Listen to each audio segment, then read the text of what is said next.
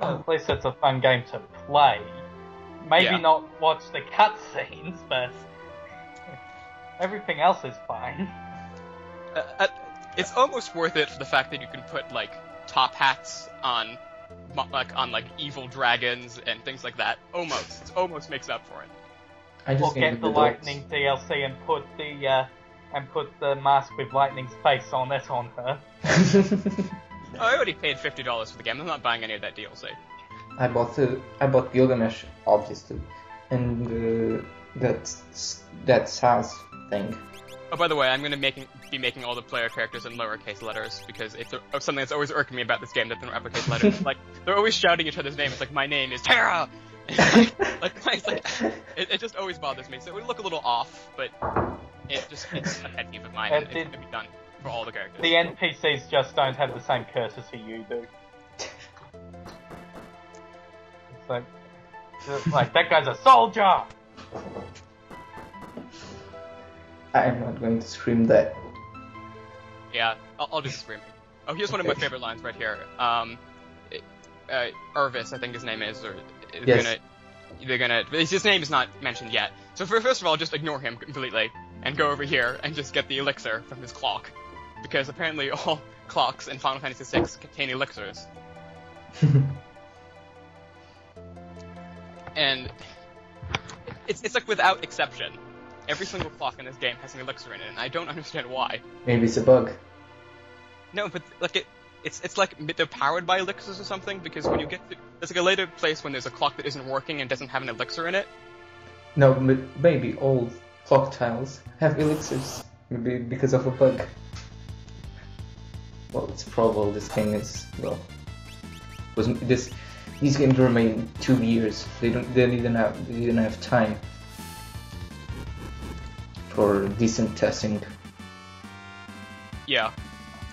I wouldn't put it past them that having all clocks having elixirs was unintentional, really. And you see all these treasure chests here. This is an incredibly horrible thing by Square here. And if you open these chests, you miss out on better treasure in halfway through the game later. And they did this in Chrono Trigger too. And I don't know why Square thought this was a good idea to do it in 2 games. It's just mean. What's the second? Chrono Trigger. They did it in Chrono Trigger too. If you open something in like the past or something, you wouldn't get them in the future. I'm playing that right now. Yeah, what you're supposed to do is look at them in the past, then open them in the present, then go back to the past and open them again. Yeah, I mean, at least that's, counterintuitive. Like, you're not gonna realize, oh, in 30 hours, I'll open this chest and get, it's just, I may have just lost a lot of good equipment in Chrono Triggers. I think it was mostly elemental absorption stuff. Oh, that sucks. I think they did give you, like, the best armor in the game or something like that. I do remember there was something really good in one of those chests. Oh, thanks. They're at the end of the game, though. They're like, at the very end of the game. Oh, yeah. Maybe it's something related with that magic country or something. Oh, and here we have the introduction of the best character in this game. By far. He's gone now, but he'll be back. Many, many times. Oh no, this is the introduction of the best character in the game. And that's Leo. We all know. Oh, I thought you were talking about Gestalt. No, oh god. Yeah, no. Screw Gestalt. Yes, Gestalt. I always thought like that weird draping thing on the side of his head was sideburns, but then I realized definitely not. When I first saw his sprite, I thought he was like part animal or something. I mean, look at him. Those look like huge ears to me. Like Bugs Bunny or something.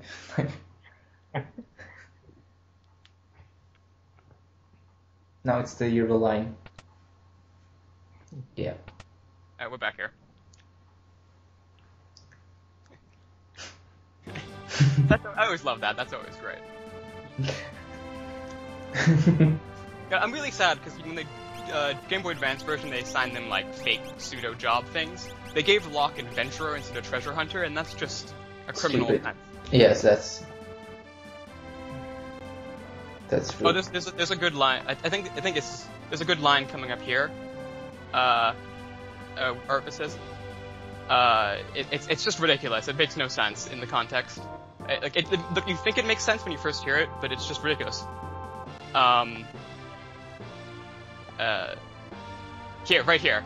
Join forces with the Returners, an underground resistance movement. They're both part of the Returners. Why do they need to, like... It's like the Returners. Part of the yeah, right. but we're both part of it, and like Locke's like... It's just ridiculous. Like, it's like weird exposition. Like, they forgot that they were part of the Returners or something. And later you go to Arvis's house, and he's like the big, like, Returner guy in Nourish. So it just doesn't make any sense, that line. Convenience for the players. Maybe Locke doesn't care about returners and just joins them later. But Locke literally explains this to Terror in about 5 minutes, so you didn't really need that. And also, he's the correspondent to Figaro or whatever, so he's clearly been in the Returners for some time. So it just doesn't make any sense, really. Yeah, it doesn't. Oh, Moogles. I like Moogles. We love Moogles. Oh.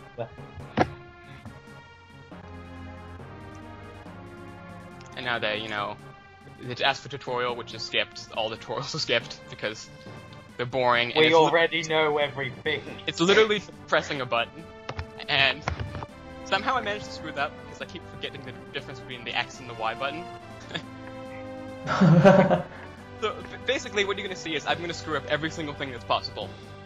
Oh yeah, Here, it happens. So I'm just gonna remove Mog's stuff because he's a playable character later, and the other guys you can't take their stuff, but you can take Mog's stuff because I pressed the wrong button there. But you can take Mog's stuff because he's a playable character, and I'm gonna give that to a later. What the hell are you doing?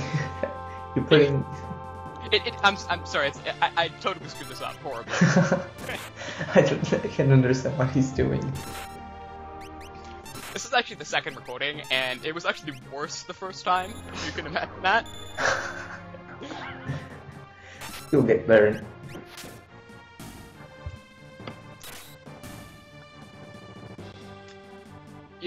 I would tell you, like, each of these Moogles are tied to a playable character in the future, but I don't remember all of that off the top of my head.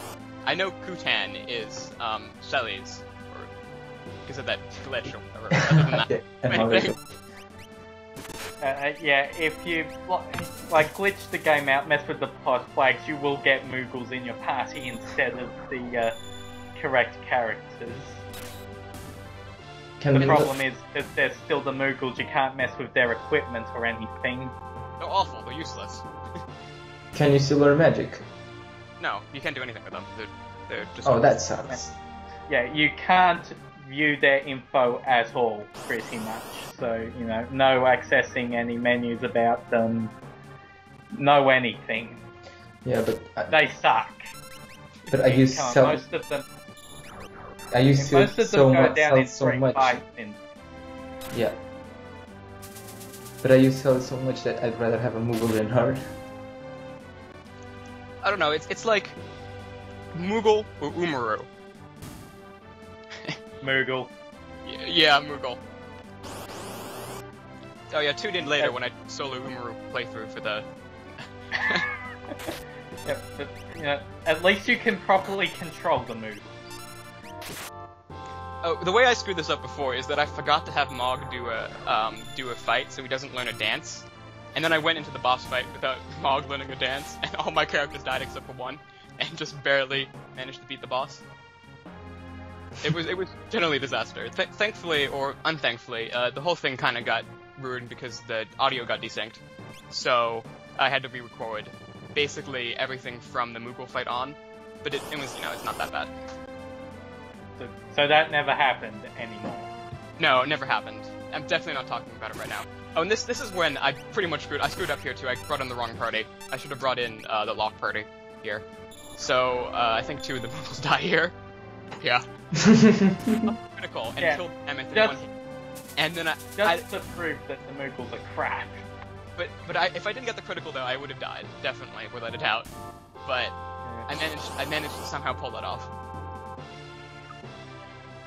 And, I wish they had, made it more than just the mammoths, or the Womammoths, as they're called. I don't know. But it's just the same fight over and over again. The wolf bites someone, and then the mammoth does the blizzard attack. It's just not very interesting. Yeah, and it's also the reason that the Moogles are crap, because they really can't handle the blizzards and you've got no healing, so... So, you know, if you get them in 3 fights, the party's almost wiped out. Yeah, it's really sad, actually.